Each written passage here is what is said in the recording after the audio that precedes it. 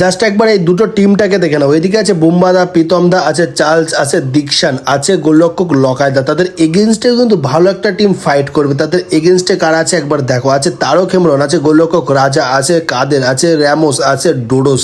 Just দেখার মতো একটা টাইফিকার শুট আউট। শেষ অব্দি দেখো কোন দল এখান থেকে জয়লাভ করবে।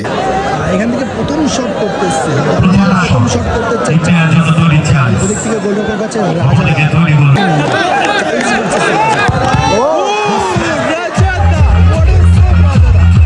এখান থেকে দলের হয়ে ফার্স্ট শট করতে এসছে ডোডোস, আর এখান থেকে গোলরক্ষক আছে লকায়দা। দেখো এখান থেকে যদি ডোডোস গোল করতে পারে তাহলে কিন্তু একটা অ্যাডভান্টেজে এগিয়ে যাবে। ডোডোস ভার্সেস লকায়দা।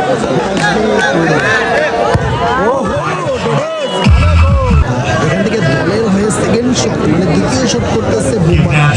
অবশ্য বুম্বাদাকে এখান থেকে গোল করতে হবে।